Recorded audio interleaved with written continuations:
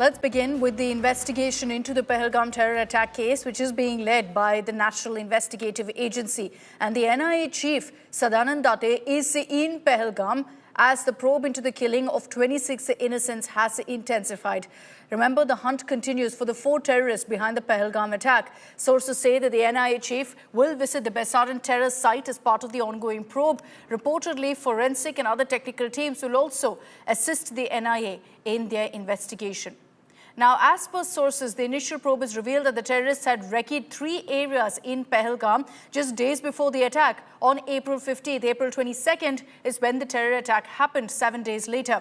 Sources have revealed that a terrorist conducted a recce of Pahalgam's amusement park, and the attack was postponed due to tight security. The amusement park was completely secured, so then they chose another location.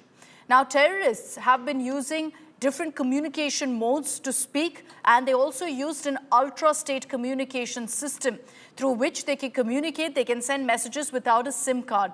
2 signals of the system have now been traced as the forces on ground attempt to identify exactly where these terrorists are holed up. But NIA sources suggest that they continue to be in South Kashmir. इस वक्त मैं जो पहलगाम का amusement park है ठीक वहीं मौजूद हूं और आपको दिखाऊं यहाँ ये काफ़ी बड़ा पार्क है। पहलगाम के मेन मार्केट के पास पड़ता है और जो सोर्सेज ने इंडिया टुडे को बताया है कि 15 अप्रैल को जो आतंकवादी है जिन्होंने बैरसन घाटी में आतंकवादी हमला किया वो इस पार्क में भी आए थे और यहाँ की रेकी की थी। दरअसल आतंकवादी ऐसी किसी बड़ी घटना को अंजाम देना चाह रहे थे जिसमें ज़्यादा से ज़्यादा लोगों को वो मौत के घाट उतार सके और इसी के तहत इस पार्क की रेकी की गई थी, क्योंकि उनको ये मालूम था यहाँ पर बड़ी संख्या में भीड़ आती है, लेकिन यहाँ पर काफ़ी ज़्यादा सुरक्षा थी। इस वजह से जो आतंकवादी या हमला नहीं कर पाए, उन्होंने बैरसन घाटी को चुना क्योंकि वो एक तो ऊंचाई पर है, दूसरा वहाँ पर कोई सिक्योरिटी नहीं होती है। लेकिन ये खुलासा हुआ है कि इस अम्यूज़मेंट पार्क की जो रेकी वो आतंकियों ने की है। साथ ही साथ दूसरी जो बड़ी ब्रेकिंग जो बड़ा खुलासा हुआ है कि जो टेररिस्ट थे वो अल्ट्रा स्टेट कम्युनिकेशन का इस्तेमाल कर रहे थे। उनके 2 रडार भी एजेंसियों ने यहाँ पर ट्रेस किए हैं। अल्ट्रा स्टेट कम्युनिकेशन के थ्रू अगर मोबाइल में आप सिम नहीं भी यूज़ करते हैं तो भी आप मैसेज वीडियो के जरिए, ऑडियो के जरिए और टेक्स्ट मैसेज के जरिए बातचीत कर सकते हैं। तो जो टेररिस्ट है वो अल्ट्रा स्टेट कम्युनिकेशन का इस्तेमाल कर रहे थे, ये भी जानकारी एजेंसियों को मिली है। उसके 2 सिग्नल भी ट्रेस किए हैं एजेंसियों ने पहलगाम में। लेकिन बड़ा खुलासा हुआ कि 15 अप्रैल को टेररिस्ट यहाँ आ गए थे और उन्होंने अम्यूज़मेंट पार्क की रेकी की थी। Let me bring in Kamaljeet Sandhu for more details, focusing particularly, Kamaljeet, on the NIA chief's visit to Pahalgam. We remember, of course, that an NIA team was there also conducting a recreation of sorts of exactly what had happened at the Baisaran Valley in Pahalgam. So what really makes this visit by the NIA chief to Pahalgam crucial in the investigation? One, there was an unprecedented response because when Prime Minister sent Union Home Minister, it was very clear that the government was taking this very, very seriously. And then thereafter, what we know is the probe was quickly handed over to the NIA. Now, a 45-member team is doing the investigation in Srinagar, in Pahalgam, in Baisaran. And this is where forensic teams and the others are assisting NIA actually discover not just new clues, but also part of crucial evidence. Now, what is clear is Sadanand Datte will be briefed regarding not just the update in investigation, what has been done so far, the number of eyewitnesses they have spoken to.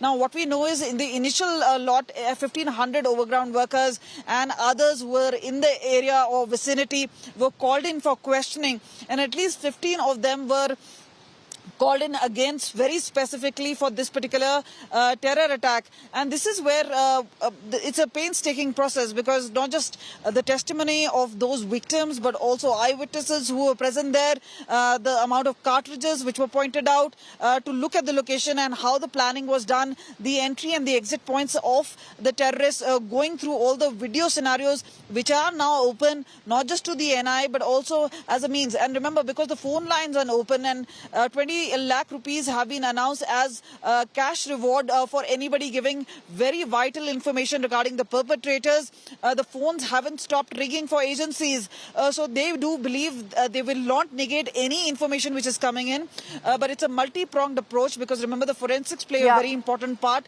They're also looking at the paid encryption, and they're also looking at whatever information has been passed on by the intelligence agencies at this point of time, all part of a crucial probe. But this is a painstaking process, and nothing happens overnight. It's going to take a couple of days and even months before NIA can actually complete the probe. But yes, it's been taken very, very seriously, and that is why the NIA chief himself is present here. Yeah, can we just also talk, and Kamaljeet, stay with me, let's also talk about how these terrorists carried out the attack. They were equipped clearly with all the necessary arms and also communication devices. Here's what we've picked up from our sources in the NIA. In the course of the investigation, they also found that Pakistan used what's referred to as ultra-set headsets to be constantly in communication. This is a set that's actually used by the Pakistan Army. It's a Chinese communication device, which is highly encrypted, used by the Pakistan Army, which means essentially used by the terrorists. Pakistan Army has been known to use these ultra sets because it's Chinese communication gear. They've used it, and it's customized by Chinese companies for the Pakistan Army. So it's got essentially the stamp of the Pakistan Army all over it. That's exactly what terrorists are using. So the obvious question that comes up is, how did they get their hands on this unless there was clear backing from the Pakistan Army? What is this ultra set? Why are terrorists using it? Well, it combines cell phone capabilities with specialized radio gear.